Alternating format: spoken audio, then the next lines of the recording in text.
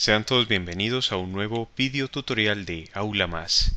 A continuación, estudiaremos la segunda de las leyes ponderales, conocida como ley de las proporciones definidas o ley de Proust. Ya en la primera lección estudiamos la ley de conservación de la materia o ley de Lavoisier. En esta ocasión entonces nos corresponde estudiar la segunda ley, que es la ley de las proporciones definidas. Recordemos que las leyes ponderales son cuatro, las cuales son ley de conservación de la materia, ley de las proporciones definidas, ley de las proporciones múltiples, que la veremos posteriormente, lo mismo que la ley de los pesos equivalentes. En la primera lección definimos lo que son las leyes ponderales, que recordemos son aquellas que rigen el comportamiento de la materia con relación a las masas o pesos de las sustancias que intervienen en una reacción química. Tenemos entonces vía libre para estudiar la segunda ley. La ley de las proporciones definidas o ley de Proust es una ley enunciada en nombre del científico Joseph Louis Proust, nacido en Francia en la localidad de Angers el 26 de septiembre de 1754 y que murió en la misma localidad el 5 de julio de 1826. Fue un químico y farmacéutico francés,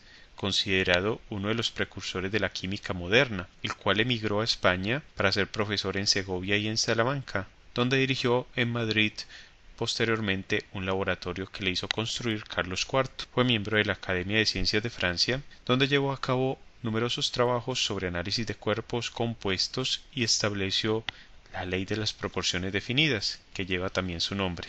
Entonces la ley de las proporciones definidas también se denomina ley de las proporciones constantes y fue enunciada entonces por el científico Joseph Louis Proust en 1801 y hace referencia a que la proporción en la cual se combinan los átomos de los elementos para formar un compuesto es constante. Veamos entonces la definición de esta ley, aunque en este caso vamos a estudiar varias definiciones. La primera definición, que habla sobre la ley de las proporciones definidas, nos dice que en las combinaciones de los cuerpos heterogéneos, los pesos que de ellos intervienen son fijos para cada cuerpo y no se modifican por el exceso de uno de ellos ni por la presencia de algún cuerpo extraño. Otra definición nos dice que en la formación de un compuesto, la cantidad de un elemento que se combina con una masa definida de otro es siempre la misma. ¿Esto qué quiere decir? Que cuando se combinan dos sustancias, esa transformación de unas sustancias en otras lleva a una recombinación de los átomos de los elementos presentes en dichas sustancias y se van a combinar en una proporción fija para formar un compuesto determinado. Para entender con mayor claridad estas definiciones, veamos un ejemplo al respecto de esta ley. En el presente ejemplo vamos a considerar la formación de dos moléculas de agua, o en términos de moles, de 2 moles de agua, que se obtienen a partir de 2 moles de hidrógeno gaseoso y 1 mol de oxígeno gaseoso. Entonces tenemos en términos de moléculas 2 moléculas de hidrógeno. Cada molécula de hidrógeno es diatómica, es decir, tiene 2 átomos de hidrógeno, como podemos observar, y estas van a combinarse con una molécula de oxígeno, que también es una molécula diatómica porque tiene 2 átomos de oxígeno, para producir 2 moléculas de agua. Cada molécula de agua contiene 2 átomos de hidrógeno, o está formada más bien por 2 átomos de hidrógeno y un átomo de oxígeno. Si expresamos estas relaciones molares, porque recordemos que tenemos 2 moles de hidrógeno que reaccionan con 1 mol de oxígeno para producir 2 moles de agua, si llevamos esas relaciones molares a relaciones másicas, calculando el peso molecular de dichas sustancias, tenemos para el caso del hidrógeno 4 gramos de hidrógeno, es decir, 2 moléculas de hidrógeno gaseoso equivalen a 4 gramos de hidrógeno gaseoso. Debemos recordar que un átomo de hidrógeno presenta un peso atómico de 1 gramo contenido en 1 mol de hidrógeno, pero como tenemos 4 átomos de hidrógeno, entonces como cada uno posee un valor de 1 gramo, eso nos da 4 gramos. Entonces tenemos 4 gramos de hidrógeno. Entonces estas 2 moléculas de hidrógeno corresponden a 4 gramos de hidrógeno. Y la molécula de oxígeno son 2 átomos de oxígeno. Y si nosotros buscamos en la tabla periódica vamos a encontrar que un átomo de oxígeno tiene un peso atómico de 16 y esta molécula de oxígeno tiene 2 átomos de oxígeno. Por tanto multiplicamos el peso atómico, que es 16, por la cantidad de oxígenos presentes en dicha molécula, que son 2, lo que nos da el valor de 32 gramos de oxígeno molecular. Si sumamos estos dos valores, 4 y 32, obtenemos el valor de 36 gramos, que es la masa total en los reactivos.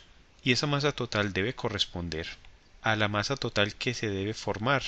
O sea que cuando determinemos el peso molecular del agua y lo multipliquemos por 2, ya que hay 2 moles de agua, debemos obtener el valor de 36. En primer lugar, determinamos el peso molecular de una molécula de agua. Sabemos que un átomo de hidrógeno pesa 1 gramo y tenemos 2 átomos de hidrógeno en la molécula de agua, entonces tenemos 2 gramos. Y oxígenos tenemos 1 y un átomo de oxígeno pesa 16, entonces tenemos 2 gramos más 16 gramos, lo que nos da el valor de 18 gramos. Y como tenemos 2 moles, multiplicamos 2 por 18, lo que nos da el valor de 36. O sea que la proporción en la que se combinan estos átomos en el lado de los reactivos para formar estas moléculas de agua debe ser constante, como lo indica la ley de las proporciones definidas. Y se cumple también la ley de conservación de la materia, que ya vimos en una lección previa, en la primera lección de esas 4 que estamos considerando sobre leyes ponderales. Recordemos que la ley de conservación de la materia nos dice que la masa total de los reactivos debe ser igual a la masa total de los productos. Y en los reactivos tenemos 4 más 32, lo que nos da 36. Y en el lado de los productos tenemos también 36. O sea que se cumple la ley de conservación de la materia y se cumple también la ley de las proporciones definidas. Porque cuando reaccionen estequiométricamente, las cantidades de hidrógeno y oxígeno se debe obtener la misma relación de producto. O sea, se obtiene una relación definida de producto. En este caso se obtienen 2 moles de agua. Y debemos tener presente que para verificar estas leyes la ecuación química debe estar balanceada, como en el presente caso. Entonces, si determinamos la relación entre los gramos de reactivo, si determinamos la relación entre los gramos de oxígeno y los gramos de hidrógeno, ¿qué vamos a obtener? 32 gramos de oxígeno sobre 4 gramos de hidrógeno. Y simplificando tenemos que 8 gramos de oxígeno molecular se relacionan con 1 gramo de hidrógeno molecular. ¿Esto cómo se interpreta? Se interpreta señalando que por cada gramo de hidrógeno se requieren 8 gramos de oxígeno. Y es una proporción constante, una proporción definida, porque a partir de esta podemos determinar cuánta cantidad se necesita de uno de los reactivos conociendo la cantidad dada de otro. ¿A qué nos referimos con esto? A que si tenemos, por ejemplo, establecido que esta es la proporción másica en la cual reaccionan por completo el hidrógeno y el oxígeno, es decir, 4 gramos de hidrógeno reaccionan siempre con 32 gramos de oxígeno para producir exactamente 36 gramos de agua. ¿Qué pasa si cambiamos esta cantidad de hidrógeno? Si la aumentamos un poco. Si no utilizamos 4 gramos de hidrógeno, sino 7 gramos de hidrógeno. Pues resulta que con esos 32 gramos de oxígeno van a reaccionar siempre estos 4 gramos de hidrógeno, pero van a sobrar entonces 3 gramos de hidrógeno, porque se van a formar los 36 gramos de agua, pero van a sobrar 3 gramos de hidrógeno, porque se debe cumplir la proporción establecida para que se lleve a cabo la reacción y formar esa cantidad específica de agua que se está formando. Entonces ya se estarán imaginando dónde entra esta ley de las proporciones definidas cuando hablamos de cálculos estequiométricos. ¿Qué concepto que empieza por la letra R estará directamente relacionado con esta ley de las proporciones definidas? Y esto se debe a la relación que acabamos de establecer, que por cada 8 gramos de oxígeno reacciona 1 gramo de hidrógeno molecular, o viceversa. Por cada gramo de hidrógeno molecular deben reaccionar 8 gramos de oxígeno. Al reaccionar en dicha proporción, si hay un exceso de otro reactivo o de ambos reactivos, entonces ¿qué va a pasar? Se van a obtener en los productos, pero se van a obtener como un reactivo en exceso. Veamos otro ejemplo considerando esta misma reacción. ¿Qué tal si cambiamos la cantidad de oxígeno molecular? Ya no 32, sino 36 gramos de oxígeno. Pues resulta que los 4 gramos de hidrógeno van a reaccionar con 32 gramos de estos 36 de oxígeno molecular y van a sobrar entonces 4 gramos de oxígeno molecular. Entonces se obtienen igualmente 36 gramos de agua, pero van a sobrar 4 gramos de oxígeno molecular. Van a salir también en los productos, pero no reaccionaron porque no hay más hidrógeno con el cual puedan reaccionar. ¿Por qué? Por la relación establecida. Por cada gramo de hidrógeno molecular se requiere 8 gramos de oxígeno molecular. Vemos que no tenemos ni los 8 gramos en este caso para poder reaccionar al menos con un gramo de hidrógeno. No hay más presencia de hidrógeno porque ya los 4 gramos de hidrógeno se consumieron con los 32 gramos de oxígeno. Entonces queda oxígeno molecular sobrando. ¿Y qué tal ahora si estudiamos el caso en que haya un exceso de ambos reactivos?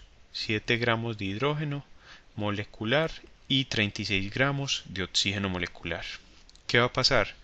Que se van a formar, en este caso, los 36 gramos de agua normalmente. ¿Y qué nos va a quedar también en los productos? Los 3 gramos de hidrógeno molecular y los 4 gramos de oxígeno molecular. Ahora, ¿por qué no se combinan esos gramos de hidrógeno con esos gramos de oxígeno? Porque no se cumple la relación necesaria para poder que puedan reaccionar. Miremos que esta relación nos pide que por cada gramo de hidrógeno haya 8 gramos de oxígeno y tenemos 3 gramos de hidrógeno y 4 gramos de oxígeno. Si dividimos 4 entre 3 nos da el valor de 1,33. Es decir que solo disponemos de 1,33 gramos de oxígeno molecular por cada gramo de hidrógeno molecular, si ustedes sacan la relación. Es decir, no hay suficiente oxígeno para que este hidrógeno pueda reaccionar y pueda formar con el oxígeno más moléculas de agua. Si variamos las cantidades, si aumentamos las cantidades de hidrógeno y oxígeno de una forma más significativa, podemos entonces obtener valores que nos permitan convertir más cantidad de estos reactivos en agua. Pero en este caso estamos simulando un proceso en el cual se obtiene una cantidad constante de agua y el exceso de los reactivos sale entonces en los productos sin reaccionar. O sea que este concepto, esta ley es muy importante cuando consideramos el concepto de reactivo límite, aquel que limita nuestra reacción y que hace que el otro reactivo quede sobrando o quede en exceso. ¿Qué otras interpretaciones puede tener la ley de las proporciones definidas? Veamos una tercera definición. Nos dice que cuando las sustancias reaccionan para formar compuestos, lo hacen en relaciones definidas de masas. Como acabamos de ver, hay una relación definida de masa cuando se forma 36 gramos de agua. Entonces hay una proporción definida de masas de hidrógeno y de oxígeno, que ya vimos que son de 4 gramos de hidrógeno molecular por cada 32 gramos de oxígeno molecular. Entonces hay una relación definida de masa. Si necesito tener 36 gramos de agua en forma estequiométrica, necesito 4 gramos de hidrógeno molecular y 32 gramos de oxígeno molecular. Una cuarta definición nos dice lo siguiente. Un compuesto dado siempre contiene los mismos elementos en la misma proporción de masa. Esta definición tiene el mismo significado que las anteriores, porque nos está hablando de que siempre se va a obtener la misma cantidad másica a partir de unos reactivos dados, de acuerdo a las relaciones establecidas entre las moles de los compuestos. Y una quinta definición nos dice que un compuesto químico puro tiene una composición constante en masa. En el caso del agua, la composición que presenta una mol de agua es de 18 gramos y es una composición constante en masa porque no podemos obtener una mol de agua que pese, digamos, 20 gramos. No, siempre va a ser una composición constante. Cuando nos hablan entonces de una mol de un compuesto, la cantidad másica de ese compuesto con relación a esa mol ya está definida, ya está establecida, y tiene una relación directa con la determinación de los pesos atómicos, que recordemos que a partir de eso se obtienen los pesos moleculares de las sustancias. O sea que la ley de Proust tiene una relación directa también en lo que es el concepto del peso molecular, porque nos habla de que en una mol dada de cualquier compuesto va a haber una masa que siempre va a estar en relación directa con dicha mol de dicho compuesto.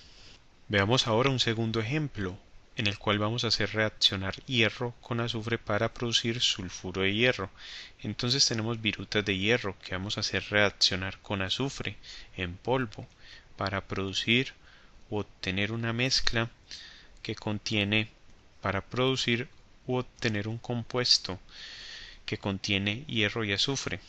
De acuerdo con lo que hemos estudiado incluso en la primera lección, donde tratamos esta misma reacción, una mol de hierro contiene 56 gramos. Y vemos que en esta ecuación química que está balanceada tenemos una mol de hierro que reacciona con una mol de azufre. Entonces podemos determinar que reaccionan 56 gramos de hierro, porque es el peso atómico del hierro. Y en este caso esta molécula, el peso molecular del hierro en este caso, pues equivale al peso atómico. Lo mismo para el azufre, tenemos un átomo de azufre, entonces si una mol de azufre reacciona con una mol de hierro, esta mol de azufre está reaccionando con 32 gramos de azufre, que es el peso atómico del azufre. Entonces tenemos que una mol de hierro que reacciona son 56 gramos de hierro y una mol de azufre que reacciona son 32 gramos de azufre. Si sumamos estos dos valores obtenemos el valor de 88 gramos, que es la masa entonces total de los reactivos y debe corresponder a la masa del producto obtenido. Una mol de sulfuro de hierro corresponde entonces a 88 gramos de sulfuro de hierro. Ahora bien, ¿qué tal si no necesitamos obtener 88 gramos de sulfuro de hierro, sino 100 gramos de sulfuro de hierro? Entonces necesitamos determinar cuánta cantidad de hierro y de azufre se necesita para obtener estos 100 gramos de sulfuro de hierro. Efectuando cálculos estequiométricos mediante una regla de 3, que en cálculos estequiométricos el uso de esta regla se refiere al método de la proporcionalidad, obtenemos que se requieren 63,6 gramos de hierro y 36,4 gramos de azufre. Si sumamos estos dos valores, 63,6 y 36,4 nos da el valor de 100 gramos de sulfuro de hierro. Si dividimos 56 entre 32, es decir, los gramos de hierro entre los gramos de azufre, obtenemos que por cada gramo de azufre se requieren 1,75 gramos de hierro. Y esta proporción se debe conservar con estas nuevas cantidades de hierro y de azufre. Es decir, al dividir 63,6 entre 36,4 también obtenemos 1,75, o sea que la proporción en que reaccionan el hierro y el azufre permanece constante o debe permanecer constante para obtener esta cantidad de sulfuro de hierro. ¿Cómo determinamos estos gramos de hierro y estos gramos de azufre necesarios para obtener 100 gramos de sulfuro de hierro? Lo hicimos mediante la siguiente proporción. Como ya sabemos para el caso del azufre que para obtener 88 gramos de sulfuro de hierro se requieren 32 gramos de azufre, entonces para producir 100 gramos de sulfuro de hierro se requieren X gramos de azufre. Entonces aplicamos una regla de 3 en la cual se multiplican en diagonal estos valores y se obtiene una ecuación algebraica donde X multiplica a 88 y 32 multiplica a 100. Este valor de 88 está multiplicando al lado izquierdo, pasa al lado derecho a dividir. Y efectuando esas operaciones indicadas obtenemos el valor de 36,4 gramos de azufre. De forma similar, para determinar cuánto hierro se necesita para producir 100 gramos de sulfuro de hierro, se obtiene la siguiente relación, que para producir 88 gramos de sulfuro de hierro sabemos que se necesitan 56 gramos de hierro. Entonces para producir 100 gramos de sulfuro de hierro se requieren X gramos de hierro, X que es la variable desconocida. Entonces se multiplican en diagonal estos valores y se obtiene x por 88 y 56 por 100. 88 pasa a dividir de forma similar a como en la ecuación anterior y se obtiene un valor para x de 63,6 gramos de hierro. ¿Qué conclusión obtenemos de estos valores obtenidos? Primero, que para cada 100 gramos del producto, en este caso de sulfuro de hierro, que se van a formar, se requieren 63,6 gramos de hierro y 36,4 gramos de azufre. Eso ya lo tenemos claro.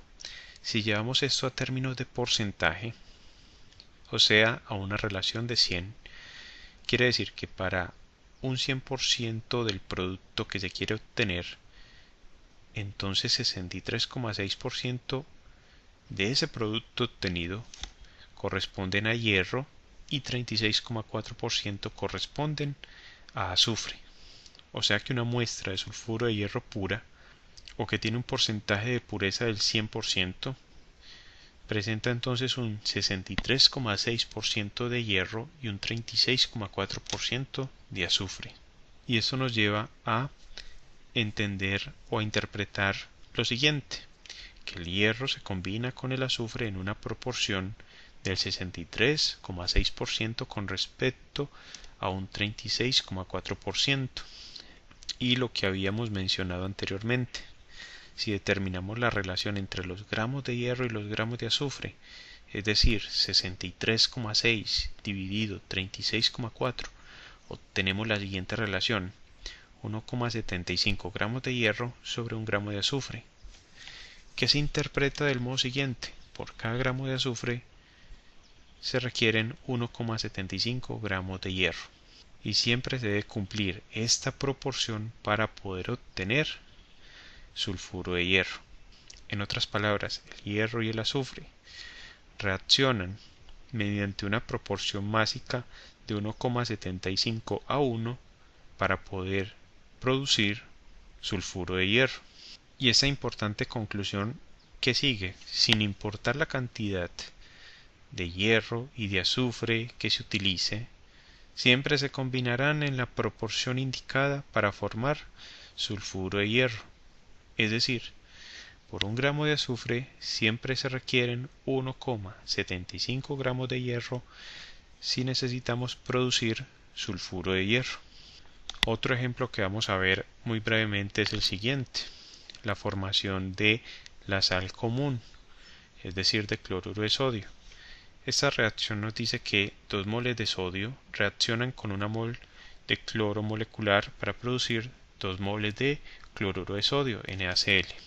Tenemos entonces sodio que reacciona con cloro. El sodio es un metal, el cloro es un gas en su estado natural, un gas de color amarillo verdoso, y se obtiene mediante una reacción dada cloruro de sodio, que es la sal que consumimos en los alimentos.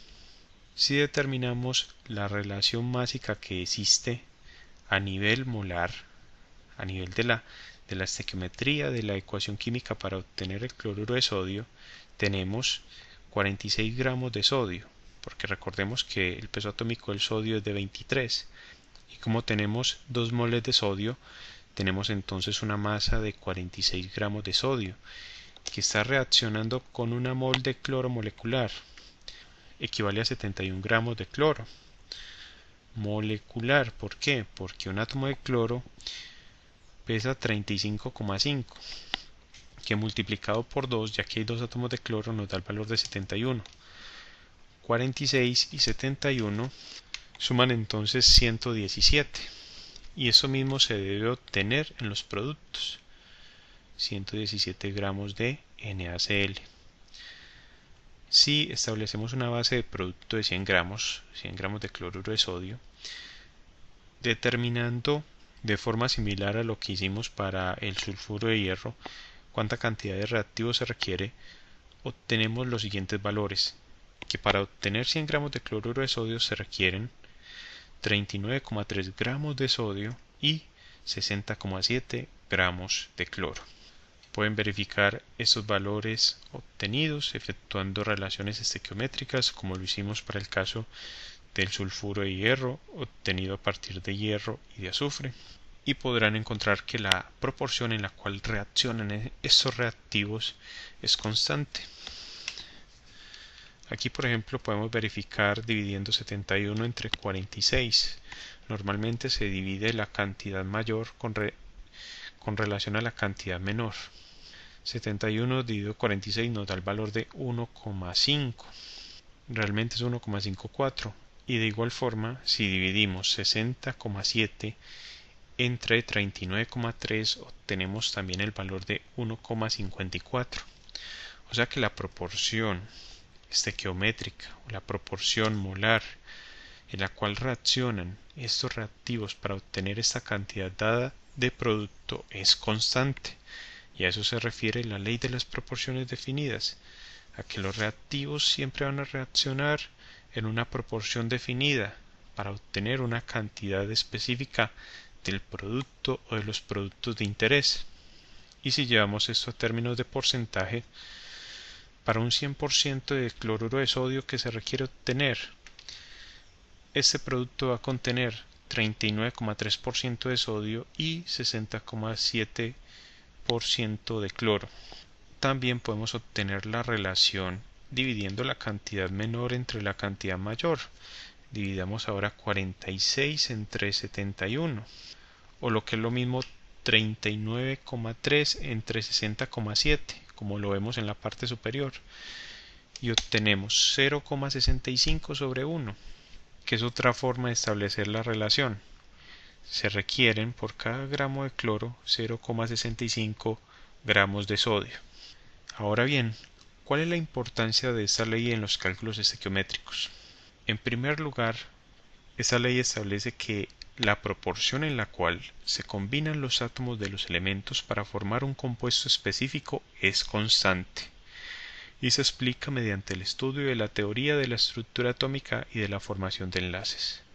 Segundo, el exceso de uno de los reactivos para formar un producto, así como las impurezas inertes, no afectan la proporción en la cual se combinan los átomos de los elementos.